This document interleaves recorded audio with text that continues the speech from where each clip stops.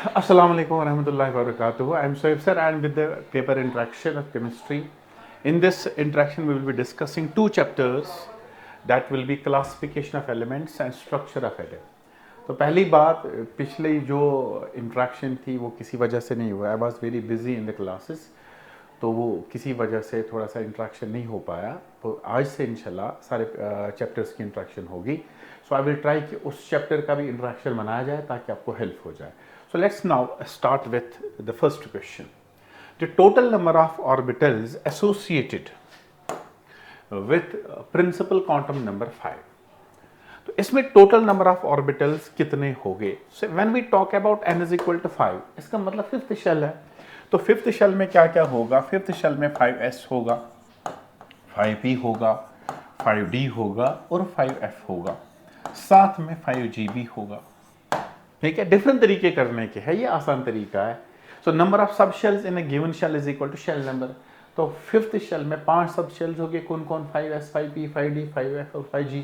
We know that s में एक orbital होता है, p में 3 होते हैं, d में 5 होते हैं, f में 7 होते हैं और g में 9 होते हैं. जब आप इनको काउंट करोगे 9 प्लस 7 हो गया 16, 16 प्लस 5 हो गया 21 प्लस 4 हो गया 25. तो इसका आंसर आ जाएगा first option 25. Question number 2. The electron are more likely to be found. यहाँ पे साई का प्लॉट लिया है, ठीक. तो साई का प्लॉट से हमें बताना है कि मोर लाइकली इलेक्ट्रॉन कहाँ पे होता है. वी नो दैट जो probability of finding electron that's atomic orbital, the region around the nucleus where probability of finding electron maximum होता है, तो वही होता है एटॉमिक ऑर्बिटल. तो एटॉमिक ऑर्बिटल हम कंस्ट्रक्ट कैसे करते हैं? We calculate the value of psi first, then we use psi square. जिस रीजन में around the nucleus psi square का वैल्यू ज्यादा आता है वहां पे हम कहते हैं प्रोबेबिलिटी ऑफ फाइंडिंग इलेक्ट्रॉन ज्यादा होगा. So if you look at this, A पे साई का वैल्यू मैक्सिमम है, इसका मतलब साई स्क्वायर भी मैक्सिमम आएगा. यहाँ पे सी का वैल्यू, साई जो है वो नेगेटिव में आ रहा है लेकिन साई स्क्वायर पॉजिटिव ही बनेगा, यहाँ पे भी ज्यादा. लेकिन बी पे साई का वैल्यू 0 है, तो इसको हम नोडल पॉइंट कहेंगे. तो प्रोबेबिलिटी ऑफ फाइंडिंग इलेक्ट्रॉन या तो ए पे होगा या तो सी पे होगा. In the region A and C, that's option number 2. Let's now go to question number 3. If de Broglie's wavelength of the electron in nth Bohr orbit in an hydrogen, it's actually hydrogen atom, is equal to 1.5 pi a naught, where a naught is Bohr's radius, then the value of n by z is equal to. So de Broglie's wavelength जो होती है, lambda is equal to h by p, where p is momentum. ठीक. फिर इसी का एक result आता है 2 pi r is equal to n lambda. जब हम डी ब्रोगलीज वेव इक्वेशन को बोर्स मॉडल के साथ कनेक्ट करते हमारी इक्वेशन बनती है 2 pi r is equal to n lambda, where r is the radius of Bohr's orbit. क्या होता है? And that radius of Bohr's orbit इसने दिया है, that is equal to 1.5 pi a naught. ठीक है.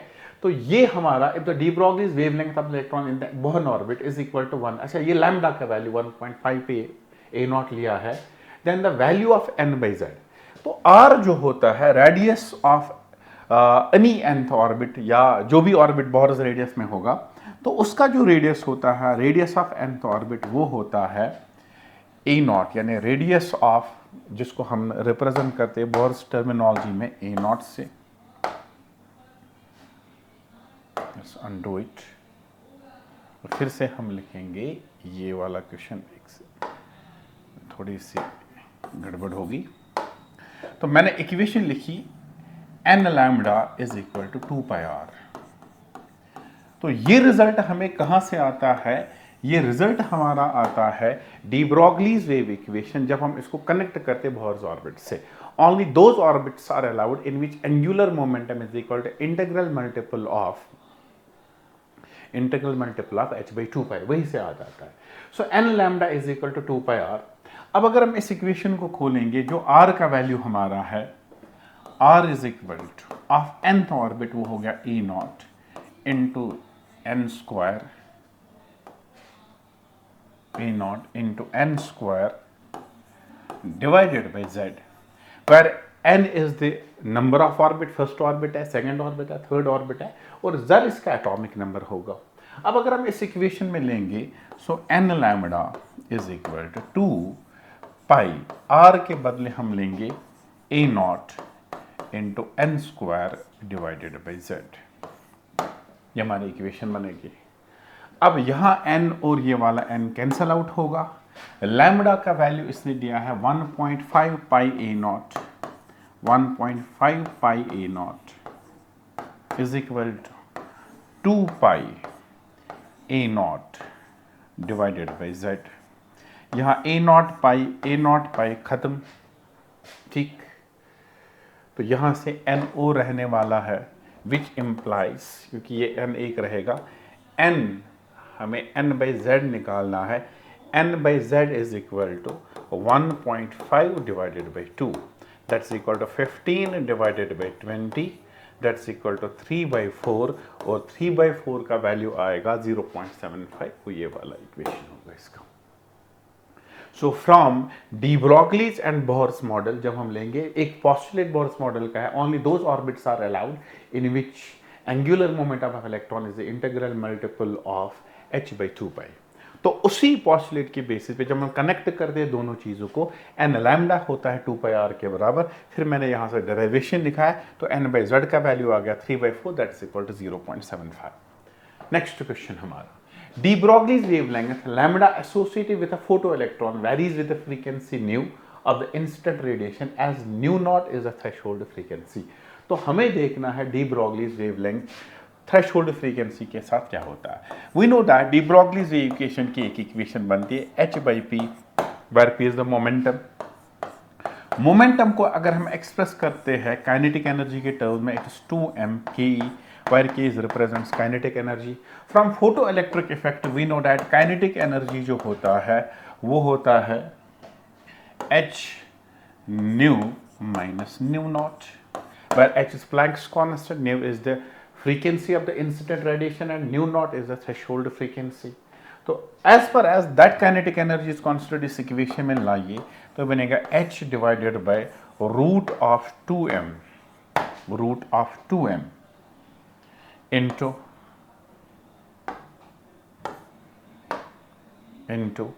h nu minus nu not.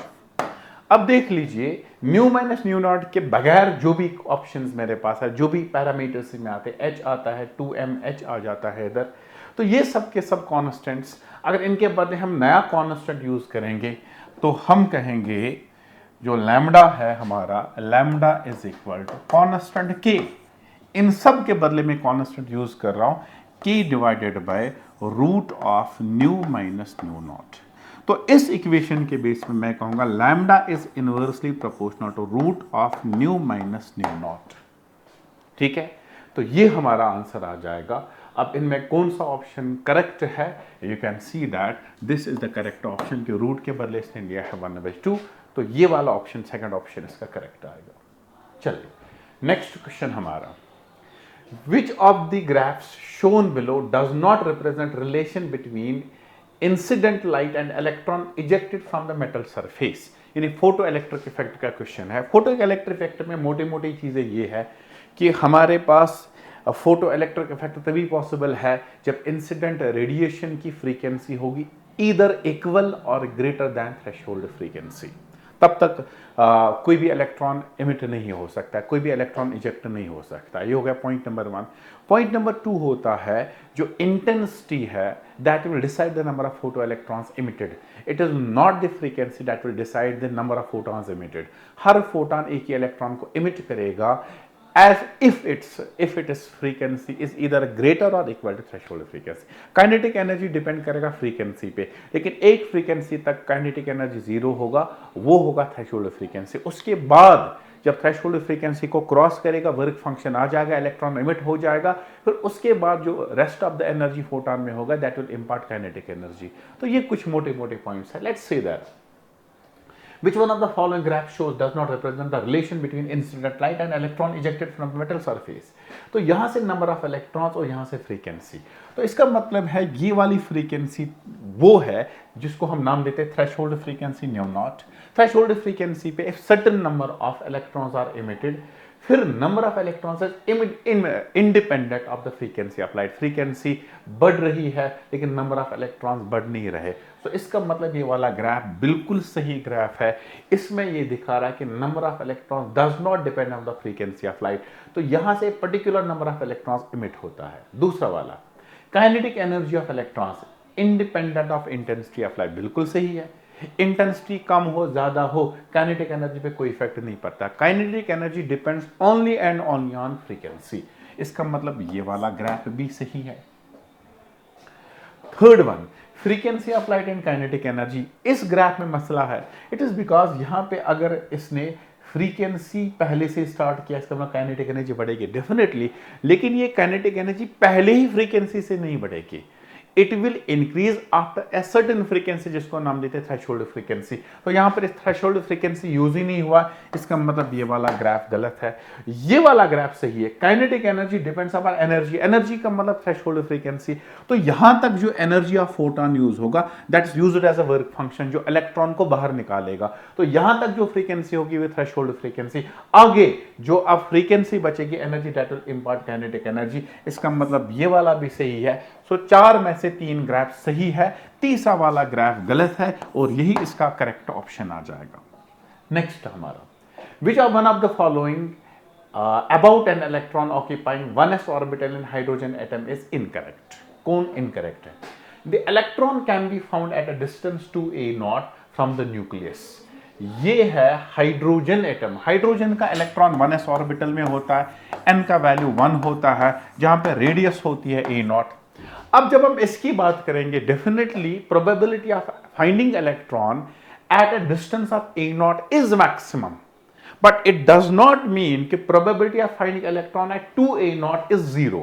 हां, कम हो सकता है लेकिन 0 नहीं हो सकता है। The electron can be found. इसने ये नहीं कहा कि इलेक्ट्रॉन की probability of finding electron maximum 2a0 पे होगा, नहीं।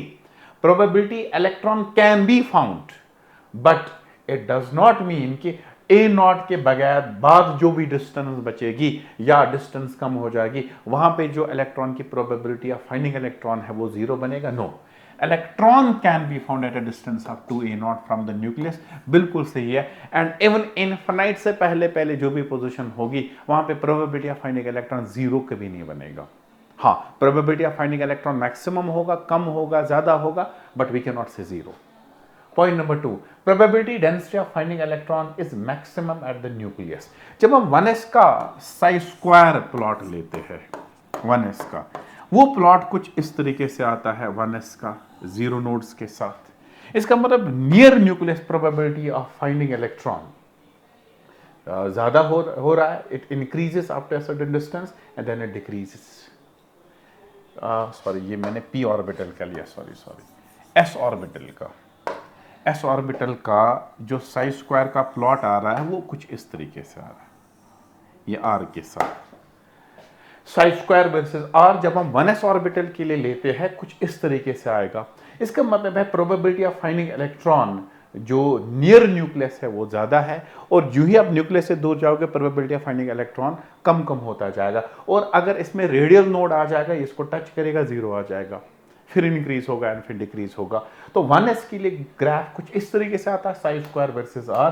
Probability of finding electron near the nucleus in case of s orbital ज्यादा होता है, बिल्कुल सही है। Third, magnitude of potential energy is double that of kinetic energy. बिल्कुल बेसिक क्वेश्चन है। काइनेटिक एनर्जी और पोटेंशियल एनर्जी का जो इक्वेशन है, पोटेंशियल एनर्जी होता है -2 times k। Kinetic energy can not be negative, potential energy negative होता है, उसका अपना एक रीजन होता है, लेकिन ट्वाइस होता है। ये वाला स्टेटमेंट भी सही है। Total energy of the electron is maximum when it is eight a distance a0 from the nucleus. Energy जो है इट डज नॉट डिपेंड, जो एनर्जी है it does not depend upon the distance, particularly for a given orbital. 1s में n का value 1 है, साथ में s भी है। किसी भी पर्टिकुलर ऑर्बिटल में एनर्जी का वैल्यू फिक्स रहता है, कांस्टेंट रहता है, due to the phenomenon of quantization of energy. 1s की अपनी एक पर्टिकुलर एनर्जी है and it will not change. हाँ, 1s से 2s पे जब आप जाओगे या 2s से 2p पे जाओगे एनर्जी विल चेंज, लेकिन जब मैं 1s की बात करूंगा energy does not depend upon the distance. 1s orbital एक पर्टिकुलर एनर्जी लेवल है, एक क्वांटाइजेशन लेवल है, और उसमें एनर्जी क्वांटाइज्ड होगा, एक पर्टिकुलर एनर्जी के साथ होगा। इसका मतलब है ये वाला स्टेटमेंट गलत है। So this is the correct option. Fourth option is wrong because of the quantization of energy. Next point हमारा, the figure that is not direct manifestation of quantum nature of atoms. ये हो गया black body radiation, ये तो सीधा quantum nature explain करता है। ये हो गया स्पेक्ट्रम, ये भी क्वांटम नेचर एक्सप्लेन करता है। ये हो गया फोटो इलेक्ट्रिक इफेक्ट, ये भी क्वांटम नेचर। और ये वाला इंटरनल एनर्जी ऑफ ऑर्गन, ये तो केटीजी वाला आ जाएगा, kinetic theory of gases. This can be easily explain with the help of classical mechanics. तो बाकी तीन जो है ये क्वांटम नेचर को एक्सप्रेस करते हैं, पहला वाला क्वांटम नेचर को एक्सप्रेस नहीं करता। Next one, Bohr's theory accounts for the stability and a line spectrum of lithium positive. यहां गड़बड़ है। Bohr's theory is applicable for hydrogen and hydrogen like species, यानी single electron species. Lithium positive is not a single electron. अगर ये lithium 2 positive होता तब मैं इसको कहता single electron. So Bohr's theory accounts for the stability of line spectrum. ये वाला statement गलत है, ये lithium positive के लिए applicable नहीं होगा। Statement second, Bohr's theory was unable to explain the splitting of spectral lines in the presence of magnetic and in the presence of magnetic field. Bohr's theory was unable, बिल्कुल सही है। Magnetic field के presence में जो splitting of spectral lines होता है, that's called as Zeeman effect. Zeeman effect was not explained with the help of Bohr's theory, was later on explained by the different phenomenon. तो Bohr's theory ने explain नहीं किया, तो ये वाला statement बिल्कुल सही है। So पहला गलत है, दूसरा सही है। Statement first is false, but statement second is true. Option number 2. Next question. If the Thomson's model of the atom was correct, सही, then the result of Rutherford's gold foil experiment would have been, एक manifestation लिया है, अपने तरीके से question को change किया। Thomson's model was called as plum pudding model. उसमें उसने कहा था there is a sea of electron जिसमें बीच बीच में एम्बेडेड यूनिफॉर्मली पॉजिटिव चार्ज। तो पॉजिटिव चार्ज एक डेंस पॉजिटिव चार्ज नहीं है, तो एक कॉन्सेंट्रेटेड पॉजिटिव चार्ज नहीं होता है, स्कैटर्ड होता है। उस वजह से क्या होगा, जब हम अल्फा पार्टिकल्स का अटैक करेंगे एटम पे, अगर ये ट्रू होता प्लम मॉडल, तो उसकी वजह से डिफ्लेक्शन हो जाता। लेकिन डिफ्लेक्शन इतना स्ट्रांग नहीं होता कि 180 पे आ जाता है, तो स्पीड्स भी रिड्यूस अप हो जाती। All the alpha particles pass through the gold file without decrease in the speed, ये गलत है। स्पीड तो डिक्रीज हो जाएगा, बिल्कुल गलत है। Alpha particles are deflected over a wide range of angles. जब यूनिफॉर्म पॉजिटिव चार्ज होगा तो सब के सब एक ही एंगल पे डिफ्लेक्ट हो जाते, ये वाला भी गलत है। All alpha particles get bounced back by 180। 180 पे बाउंस बैक होता है क्योंकि न्यूक्लियस एक कंपैक्ट होता है, स्मॉल रीजन में होता है, इसकी डेंसिटी बहुत ज़्यादा होती है, फिर 180 पे होता है। लेकिन प्लम मॉडल के बेसिस पे पॉजिटिव चार्ज इवनली डिस्ट्रीब्यूटेड है, तो 180 डिग्री पे डिफ्लेक्शन पॉसिबल नहीं है। Alpha particles pass through the gold file deflected by small angles and with reduced spaces. बिल्कुल स्मॉल एंगल्स पे डिफ्लेक्ट होगा, स्पीड रिड्यूस हो जाएगा, ये वाला स्टेटमेंट बिल्कुल इसका सही स्टेटमेंट है। नेक्स्ट क्वेश्चन हमारा, Rutherford's gold foil experiment cannot explain a line spectrum of hydrogen atoms. बिल्कुल सही है, Rutherford मॉडल एक्सप्लेन ही नहीं करेगा। ठीक, इसको एक्सप्लेन किया था बोहर्स मॉडल ने, spectrum. Bohr's model of hydrogen atom contradicts Heisenberg's uncertainty principle, बिल्कुल सही है। On the basis of Bohr's atomic model, electrons move around the nucleus in specific orbitals, जिनको हम नाम देते हैं शेल्स या प्रिंसिपल क्वांटम नंबर से रिप्रेजेंट करते हैं। लेकिन अनसर्टेनिटी प्रिंसिपल के बेसिस पे electrons do not move in specified orbits. probability of uncertainty principle के basis पे we use the term, it is impossible to determine simultaneously position as well as momentum। इसका मतलब है एक localized orbit में एक localized path से electron move नहीं करेगा अराउंड द न्यूक्लियस। इसका मतलब है Bohr's model is in direct contradiction with Heisenberg's uncertainty principle. So पहला भी सही है, दूसरा भी सही है, both statement first and statement second are true. चलिए क्वेश्चन नंबर 56 पे हम आते हैं। जब हम इन ऑर्बिटल्स को देखेंगे सीक्वेंस में, ये आएगा 4p, ये आएगा 4s, ये आएगा 3d और ये आएगा 3p। तो अब अगर हम इन ऑर्बिटल्स का ऑर्डर देखेंगे 4p, 4s 3d 3p। या मुझे लगता है गड़बड़, ये C A B C, ये D होना चाहिए था, ऑप्शन नंबर D। अब इनमें सबसे ज़्यादा एनर्जी पे कौन होगा? दैट्स 4p, क्योंकि इसका n+l वैल्यू सबसे ज़्यादा आ जाएगा। 4 5, इसका भी 5 आएगा, लेकिन क्योंकि इसका n वैल्यू ज़्यादा है तो 4p सबसे ज़्यादा एनर्जी पे होगा।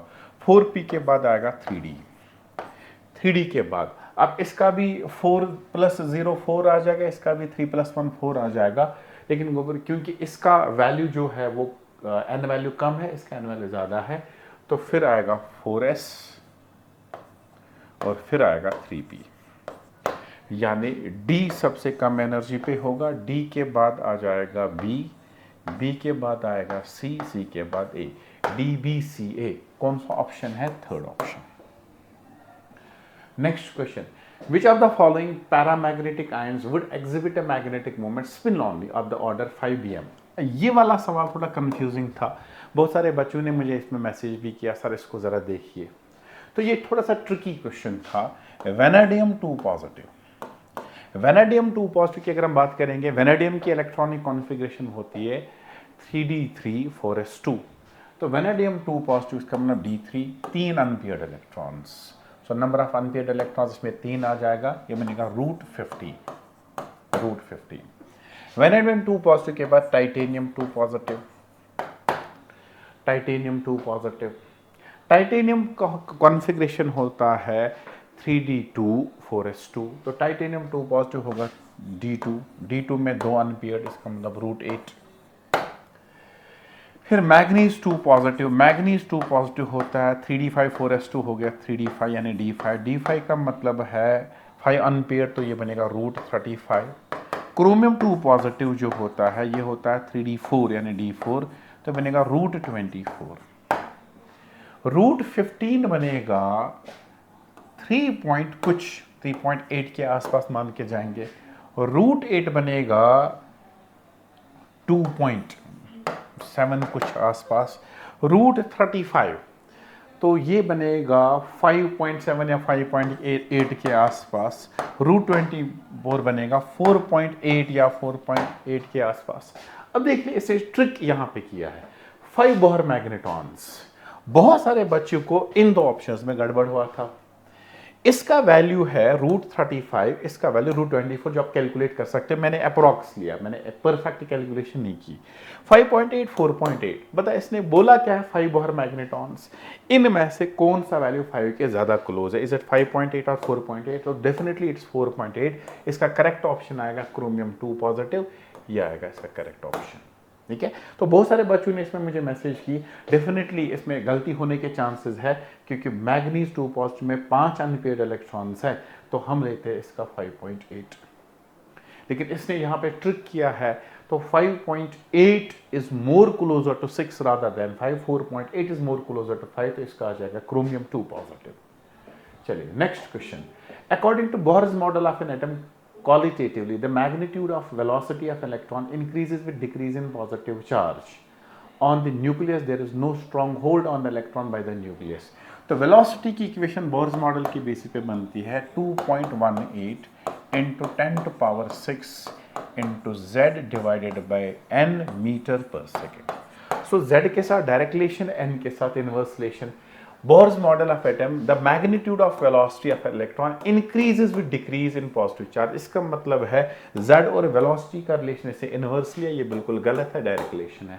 Statement second, according to Bohr's model of an atom, qualitative the magnitude of velocity of electron increases with decrease in principal quantum number, यानी n और v का रिलेशन इनवर्स है, बिल्कुल सही है। स्टेटमेंट सेकंड सही है, स्टेटमेंट फर्स्ट गलत है। Statement first false but statement second true, ये आएगा इसका correct option. Next one, which of the following is the correct plot of probability psi square r as a function of distance for the electron of 2s orbital? ये मैंने पहले भी बनाया s का value. तो 2s में क्या होता है, इसमें रेडियल नोड एक होता है, तो एक जगह ये टच करेगा 0, यानी एक जगह नोड आ जाएगा। अगर आप इसको देखोगे ये टच नहीं करा, कोई नोड नहीं है, इसका एक नोड आ रहा है, ये यहाँ से नेगेटिव में जा रहा है, Sai square can not be negative, Sai can be negative but Sai square हमेशा पॉजिटिव आ जाएगा। इसमें एक नोड और दो नोड्स है, तो इसका करेक्ट ऑप्शन आ जाएगा सेकंड। सेकंड में एक रेडियल नोड है, ये इस पॉइंट पे आ जाएगा क्योंकि इस पॉइंट पे साई स्क्वायर का वैल्यूज है 0 बनेगा, 0 बनने का मतलब है इसमें एक रेडियल नोड है। Next, the number of protons, electrons and neutrons in molecule of heavy water are. Heavy water होता है D2O, इसमें 2 D एटम्स है, ये तो ऑक्सीजन एटम है। D का एटॉमिक नंबर 1, यानी इसमें इलेक्ट्रॉन, प्रोटॉन, न्यूट्रॉन 1 1 1 1 1 1। ऑक्सीजन का स्टेबल आइसोटोप O, क्योंकि ऑक्सीजन इज नॉट गिवन तो हम नॉर्मल स्टेबल आइसोटोप की बात करेंगे। इलेक्ट्रॉन 8, प्रोटॉन 8, न्यूट्रॉन भी 8, तो तीनों का नंबर 10 10 10 आ जाएगा। Next question, given n is equal to 5, m is equal to +1, n is equal to 2, l is equal to 1, m यानी magnetic quantum number is equal to -1 and m3 is equal to, यानी ये spin है, -1/2। चले, अब इसमें हमें देखना maximum number of electrons in an atom that can have quantum numbers as given A and B respectively. तो पहला वाला है n इज इक्वल टू 5 और m बोला है मैग्नेटिक क्वांटम नंबर +1। अब फिफ्थ शेल में कौन कौन सी सब शेल होती है? फिफ्थ शेल में जब n इज इक्वल टू 5, इसमें n इज इक्वल टू 5, इसमें s होगा, p होगा, d होगा और f हो सकता है और g हो सकता है। अब s में कौन कौन से क्वांटम नंबर्स ऑर्बिटल्स के लिए आ जाएंगे? +1 आएगा, 0 आएगा, -1 आ जाएगा। सॉरी, इस केस s के केस में खाली 0 आ जाएगा। p के केस में +1 0 -1 आ जाएगा। d के केस में +2 -1 0 -1 -2। f के केस में -+3 +2 +1 0 -1 -2 -3। g के केस में +4 से शुरू होगा, +4 +3 +2 +1 0 -1 -2 -3 -4। अब देख लीजिए, the maximum number of electrons in an atom that can have principal quantum number as given there. तो यहाँ m का वैल्यू +1 बोला है, तो ऐसे कितने ऑर्बिटल्स है जिनका वैल्यू +m का वैल्यू यानी मैग्नेटिक क्वांटम नंबर +1 आएगा? p में एक ऑर्बिटल होगा, d में भी एक ऑर्बिटल होगा, f में भी एक ऑर्बिटल होगा, g में भी एक ऑर्बिटल। तो ऐसे ऑर्बिटल 4 आ रहे हैं। सो ऑर्बिटल का नंबर 4 है, लेकिन पूछा है इलेक्ट्रॉन्स। अगर ऑर्बिटल 4 हो गए तो इलेक्ट्रॉन्स डबल हो गए तो 8। इसका मतलब पहला वाला 8 आएगा और 8 एक ही ऑप्शन में है, लेकिन दूसरा भी सॉल्व कर लेंगे। n इज इक्वल टू 2, ठीक। l is equal to 1, l का वैल्यू 1 है, इसका मतलब 2p का पूछ रहा है। m इज इक्वल टू -1, तो p में +1 0 -1 ये ऑर्बिटल फिक्स कर रहा है। अब इस ऑर्बिटल में इलेक्ट्रॉन्स 2 आ सकते हैं, लेकिन इसे स्पिन भी बोला है। अगर 2 इलेक्ट्रॉन्स आ रहे हैं, एक क्लॉकवाइज दूसरा एंटी क्लॉकवाइज, -1/2 का मतलब इसने एंटी क्लॉकवाइज यानी स्पिन स्पेसिफाई कर दिया, तो -1/2 में एक ही इलेक्ट्रॉन आ जाएगा। So it is 8 and 1 respectively, ये ऑप्शन करेक्ट। नेक्स्ट क्वेश्चन हमारा, the correct set of quantum numbers of the valence electron of rubidium atom is. Rubidium होता है alkali metal, hydrogen, lithium, sodium, potassium, rubidium. तो इसका electron किस orbital में होगा? First, second, third, fourth, fifth, ये 5s में होगा। और 5s के क्वांटम नंबर्स क्या है? 5 0 0 +1/2 या -1/2, third option. Next question, if the principal quantum number n is equal to 6, the correct sequence of filling of electrons will be। अगर n का वैल्यू 6 होता है, 6 शेल में क्या क्या फिल होगा? 6s फिल होगा, ठीक है। तो 6s के बाद ये इस तरीके से आता है, 6p, फिर 5d, फिर 4f। हमेशा ये फॉर्मूला याद है, इसको पीरियोडिसिटी फॉर्मूला कहते हैं, ns np n-1d n-2f n-3g and so on. इसको कहते हैं पीरियोडिसिटी फॉर्मूला। किसी भी पीरियड में जो ऑर्बिटल्स फिल होते हैं वो कौन से होते हैं? ns np n-1d n-2f। यानी 6th पीरियड में, यानी 6th जिसकी आउटर मोस्ट शेल 6th होगी, उसमें क्या क्या फिल हो रहा है? 6s 6p ns np n-1d and n-2f। अब इनका एनर्जी ऑर्डर हम देखेंगे किस सीक्वेंस में फिल होने वाले हैं। 6s हो गया, 6 + 0 हो गया 6, 6 + 1 हो गया 7, 5 + 2 हो गया 7, 4 + 3 हो गया 7। तो सबसे कम एनर्जी होगी 6s, यानी पहले फिल होगा ns, फिर 7 7 7। अब जब n + l सेम होगा then we will go with the n, इसका n सबसे कम है, यानी फिर आ जाएगा n - 2f, फिर आ जाएगा n - 1d और फिर आ जाएगा np, एंड पे आएगा। तो ns n - 2f दूसरे नंबर पे आएगा, थर्ड ऑप्शन जा रहा है n - 1d np, तो ये वाला इसका करेक्ट ऑप्शन होगा। नेक्स्ट सवाल हमारा, the amphoteric hydroxide is group 2 जो होते हैं वो जनरली बेसिक शो करते हैं, लेकिन इनमें जो एम्फोटेरिक कैरेक्टर है वो बेरिलियम का होता है, पहला वाला। Next question, consider the following ionization enthalpies of two elements A and B. ये ए और बी दो एलिमेंट्स हैं, इनकी आयनाइजेशन एंथैल्पीज ये है। तो अगर आप पहला और दूसरा या तीसरा आयनाइजेशन एंथैल्पी देखें, which are the following statements correct? Both A and B belong to group 2 where A comes below B. पहली बात ये ग्रुप 2 के है कि ग्रुप 1 के है? पहला 899, दूसरा 1757, तो लीनियर इंक्रीज हो रहा है। डबल का मतलब लीनियर इंक्रीज हो रहा है। 1757 के बाद 1757 के बाद मान लो 2000 के बाद 14000 आ रहा है, इसका मतलब एब्रप्ट जंप हो रहा है। तो ये एक ऐसा एलिमेंट है जिसके पास 2 वैलेंस इलेक्ट्रॉन्स है, तो 2 वैलेंस इलेक्ट्रॉन का मतलब ये ग्रुप 2 का है। अब दूसरा देखेंगे 737 1450, बिल्कुल नॉर्मल जा रहा है लीनियर इंक्रीज। ये फिर 7731, इसका मतलब एब्रप्ट इंक्रीज, इसका मतलब ये दोनों ग्रुप 2 के है। Both A and belong to group 2, यानी ऑप्शन नंबर 1 या option number 4।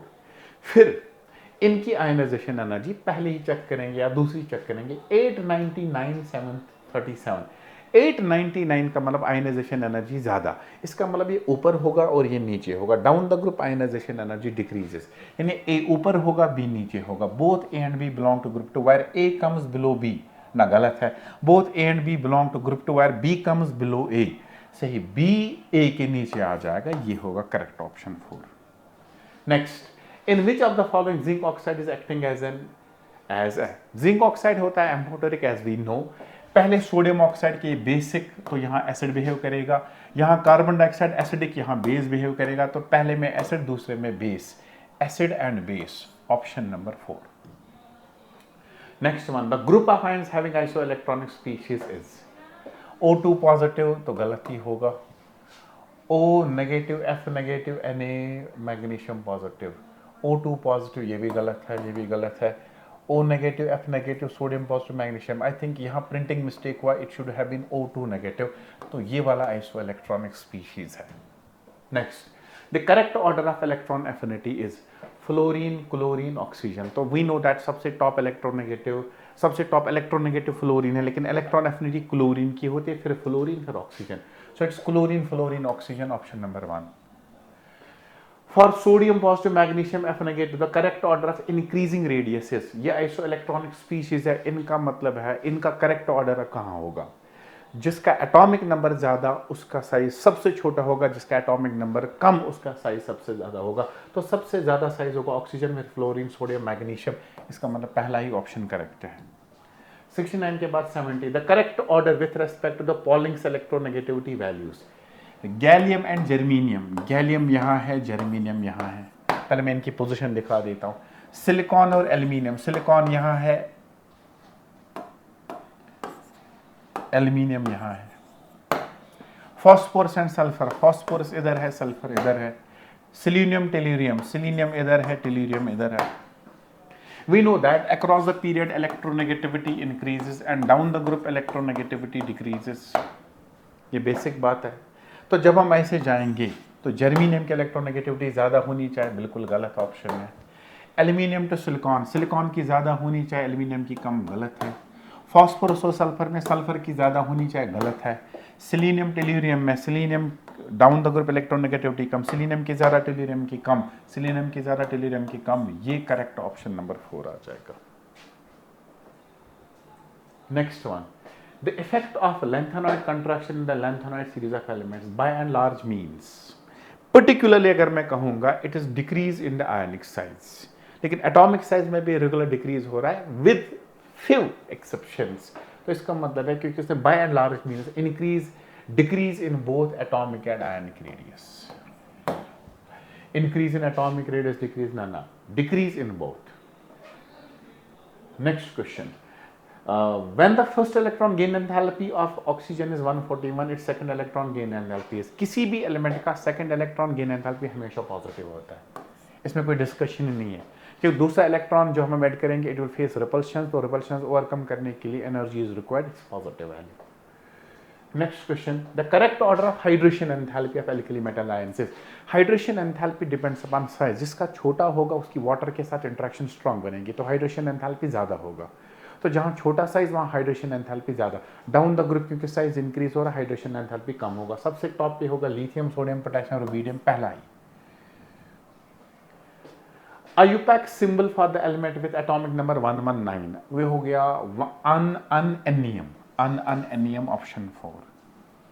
The element having greatest difference between first and second ionization energy, पहला और दूसरे में बहुत ज़्यादा फर्क, इसका मतलब इसका वैलेंस इलेक्ट्रॉन एक ही होता है, and that's case of alkali metals and that's only in case of potassium. The correct statement among first to third regarding group 13 elements is boron trioxide is acidic, बिल्कुल सही है. Oxides of aluminium and gallium are amphoteric, बिल्कुल सही है. Oxides of indium and helium are basic, बिल्कुल सही है. तो करेक्ट स्टेटमेंट तीनों है. ये टेक्स्ट बुक का स्टेटमेंट है, टेक्स्ट बुक से निकला हुआ क्वेश्चन है line by line. Next question. The correct order of electron gain enthalpy is. Group number 16 का जब हम इलेक्ट्रॉन गेन एंथैल्पी की बात कर लेते हैं, सबसे टॉप पे आता है सल्फर. सल्फर से जब हम डाउन द ग्रुप जाते हैं इलेक्ट्रॉन गेन एंथैल्पी डिक्रीज होती है, और ऑक्सीजन सबसे एंड पे आता है. It is sulphur, selenium, tellurium, oxygen, ये वाला करेक्ट ऑर्डर आएगा. So actually question having the correct order of negative electron gain enthalpy. Negative electron gain enthalpy में सबसे टॉप पे आ जाएगा sulphur. Next question. Consider the hydrate ions of this. The correct order of their spin only magnetic moment. ये unpaired electrons निकालने हैं. Titanium 2 positive. Titanium 2 positive हो गया 3d2, 2 unpaired electrons. Vanadium 2 positive हो गया 3d3 यानी 3 unpaired electrons. Titanium 3 positive, titanium 3 positive, तो titanium, scandium, titanium हो गया 3d1, 3d1, इसके पास एक अनपेयर्ड. स्कैंडियम 3 पॉजिटिव हो गया 3d0, कोई भी अनपेयर्ड इलेक्ट्रॉन नहीं है. अब इनमें सबसे टॉप पे आएगा vanadium 2 positive, correct order off spin only magnetic moment. Vanadium के बाद आ जाएगा टाइटेनियम 2 पॉजिटिव, फिर टाइटेनियम 3, फिर स्कैंडियम, मैंने पहला ही option. 79. The pair that has similar atomic radius is. Similar atomic radius, scandium nickel नहीं, अलग अलग. टाइटेनियम हाफनियम ना, जिरकोनियम हाफनियम होना चाहिए, ये भी गलत, ये भी गलत. मैग्नीज रीनियम ना. मॉलिब्डेनम टंगस्टन बिल्कुल सही है. इट इज 4d एंड 5d सीरीज का साइज सेम होता है because of the phenomenon of lanthanide contraction. Next question. Within each pair of elements fluorine, chlorine, sulphur, silicon, lithium and sodium, the element that releases more energy upon, यानी electron affinity का order, पहले chlorine, फिर sulphur और फिर lithium. Chlorine, sulphur, lithium, third option. The atomic radii of silver is closest. Silver belongs to 4d. 5d का series का आ जाएगा gold. ये एक ही फैमिली के है, कॉपर, सिल्वर, गोल्ड. इनमें सिल्वर और गोल्ड की जो साइज है वो एक जैसा होगा because of lanthanide contraction. Third option. Third ionization enthalpy is minimum for. तीसरी आयनाइजेशन एंथैल्पी मिनिमम कहाँ पे है? जब मैं आयरन की बात कर लेता हूँ, आयरन है 3d6 4s2. आयरन 2 पॉजिटिव तो आयरन 3 पॉजिटिव जब जाएगा तो उसमें 3d6 कन्वर्ट होगा 3d5 में, यानी less stable to more stable. इस वजह से यहाँ आयनाइजेशन एनर्जी का वैल्यू कम आएगा, बाकी किसी में नहीं देखोगे. निकल की अगर आप बात करोगे, निकल बनेगा 3d8 से 3d7, कोई भी स्टेबिलिटी फैक्टर नहीं आएगा. कोबाल्ट बनेगा +2 से कोबाल्ट +3, तो ये बनेगा 3d7 से 3d6, कोई भी स्टेबिलिटी फैक्टर नहीं आएगा. मैग्नीज में इनफैक्ट बहुत ज़्यादा वैल्यू होगा. Manganese 2 positive to manganese 3 positive, ये बनेगा 3d5 से 3d4, तो ये बहुत ज़्यादा होगा, तो आयरन का वैल्यू सबसे कम आएगा. Boron has smaller first ionization enthalpy than beryllium, बिल्कुल सही है। बेरिलियम और बोरॉन में बेरिलियम की आयनाइजेशन एनर्जी बहुत ज्यादा है। This is one of the important anomaly in ionization energy. वजह, it is easier to remove 2p electron than 2s electron, बिल्कुल सही है। 2p electron of boron is more shielded from the nucleus by the inner core than 2s, बिल्कुल सही है। 2p की का जो शील्डिंग हो रहा है वो 2s के कंपैरिजन में ज्यादा हो रहा है, क्योंकि 2p को शील्ड करने वाला 1s भी है 2s भी है, लेकिन 2s को शील्ड करने वाला खाली 1s होगा। तो इसका मतलब है ये वाला स्टेटमेंट भी सही। 2s electron has more penetration than 2p electron, बिल्कुल है। 2s का पेनिट्रेशन न्यूक्लियस के क्लोज ज्यादा है इन कंपैरिजन 2p, बिल्कुल सही है। Atomic radius of boron is more than beryllium, नहीं।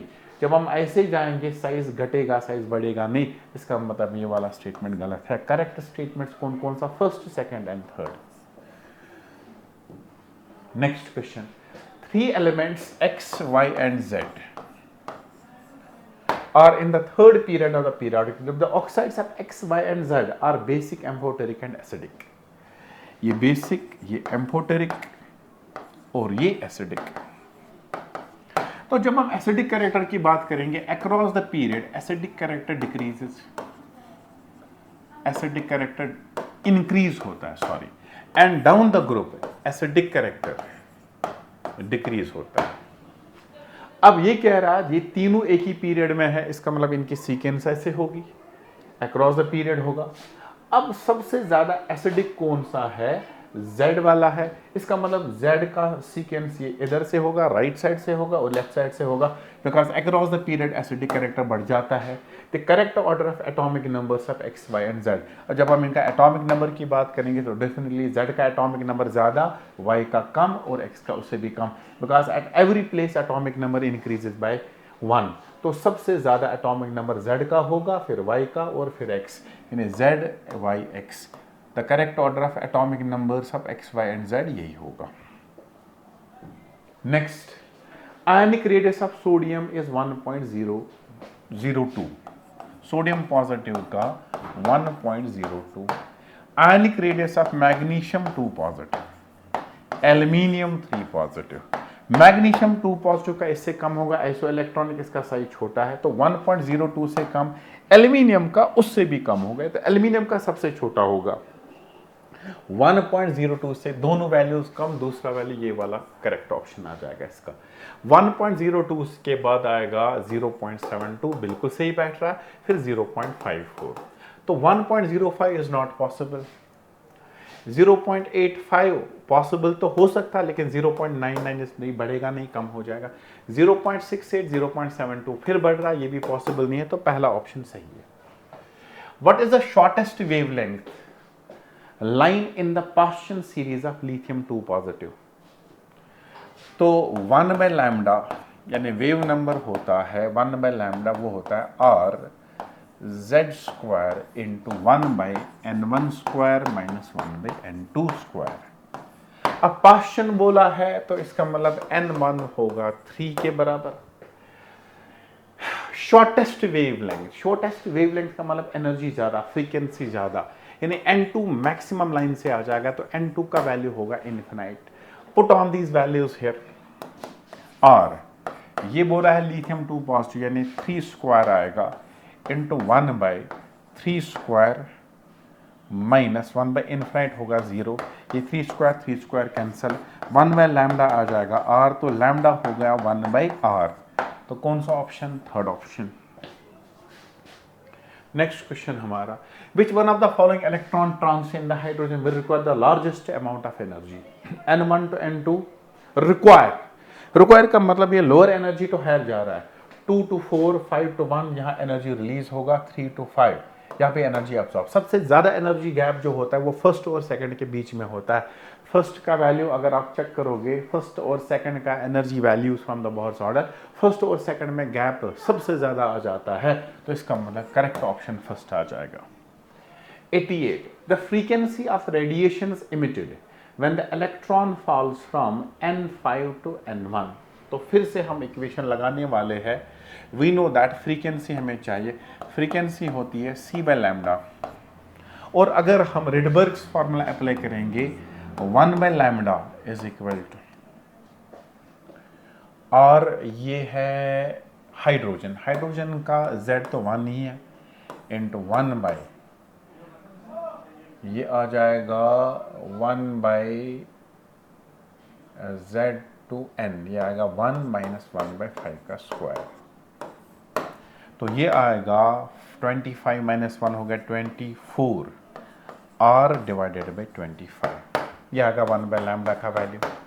ज़रा फ्रीक्वेंसी अगर हमें निकालना C इंटू 1/λ, तो which is equal to C into 24R divided by 25, यह आएगा हमारा फिलहाल आंसर। तो फिर R का वैल्यू और C का वैल्यू जब हम पुट करेंगे तो frequency is equal to C is 3 into 10⁸ metre per second multiplied by 24 into R होता है around 1.1 into 10⁻7 metre inverse divided by 25। तो अगर आप इसको कैलकुलेट करोगे तो ये आएगा 15, 10 ऑर्डर आएगा 15 सही आ रहा है, 3 जगह 15 आ रहा है, 25/24 ये 1 आएगा, तो 3 पॉइंट कुछ आ जाएगा। तो इसका मतलब है करेक्ट ऑप्शन थर्ड के आसपास होना। यू कैन कैलकुलेट इट, तो आप इसको कैलकुलेट कर सकते हो, 3 के आसपास ही इसका वैल्यू आना चाहिए। तो ऑर्डर 15, 10⁻15, 10⁻15, 10⁻10⁻15 सब केसेस में आ रहा है, लेकिन 3 इंटू 10⁻5 10⁸ प्लस हो गया 15, 3 इंटू 24 इंटू 1.1, तो ये लगभग 3 के आसपास आ जाएगा। तो करेक्ट ऑप्शन 3 ही होगा। You can check it, calculate कर सकते हो। The de Broglie wavelength of an electron accelerated by an electric field of V volts is given by, lambda होता है h by momentum, h by momentum अगर हम potential के terms में लेंगे तो वो होता है root of 2m into charge q, या q के बारे में लिख सकता हूँ E into V, where is the charge on electron, या चार्ज हम ले सकते हैं। फिर अगर हम H2M और E की बात करेंगे, ये सब के सब कॉन्स्टेंट्स, फिर आ जाएगा constant K divided by root of V। जब हम इसका वैल्यू निकालते हैं it comes out to be 1.23। अब यही से भी आप कर सकते हो, you can show smart in the question. तो डिनोमिनेटर में रूट ऑफ V आएगा, रूट ऑफ V 2 जगह है। फिर जब आप H और मास ऑफ इलेक्ट्रॉन को यूज़ करके आप चेक करोगे, ये नैनोमीटर्स में आ जाएगा। ये वाला ऑप्शन और ये वाला ऑप्शन तो बिल्कुल गलत है। तो ये root of V, where V is the potential of V volts, तो ये वाला और ये वाला ऑप्शन आ जाएगा। जब आप कैलकुलेट करोगे आएगा ऑफ द ऑर्डर 10⁻⁹। तो इस वजह से ये वाला ऑप्शन इसका करेक्ट आ जाएगा। That's option number 3। Last question, uncertainty principle is applied to an object of the mass 1 milligram, then uncertainty value of the velocity and position will be, we know that delta x into m delta v, this is position in momentum, uncertainty in momentum is greater or equal to h by 4 pi। लेकिन equations में हम equal ही use करेंगे। So delta x into delta v is equal to or greater than h by 4 pi m। हमें निकालना है uncertainty value of velocity and position will be, where delta x is uncertainty in position, delta v is uncertainty in velocity। वो आएगा h 6.6 into 10⁻34 divided by 4 into 22/7 into mass। मास का value है, मास का value हमारा है 1 मिलीग्राम, 1 mg ये हो गया 10⁻⁻6 किलोग्राम्स, तो इंटू 10⁻⁻6। और जब आप इसको कैलकुलेट करोगे तो ये जब ऊपर जाएगा प्लस बनेगा 28 आना चाहिए। 28 में एक ही ऑप्शन आ रहा है, दैट इज ऑप्शन नंबर 3। आप इसको कैलकुलेट करके देख भी सकते हो, तो हम यही से कैलकुलेट करके -34 -6 ये ऊपर जाएगा, ये बनेगा 28। So this is the correct option, option number 3। ये हो गया हमारा question number 90। So with this we have complete the paper interaction. So this was about the paper interaction. In case of doubt for any question, कोई भी question जिसमें doubt आ जाएगा, in addition to that अगर आप preparation कर रहे हो किसी भी चैप्टर में, कोई भी डाउट केमिस्ट्री में आएगा, you feel free to message me anytime. I will give you a reply. Thank you so much. Allah Hafiz. Assalamu alaikum.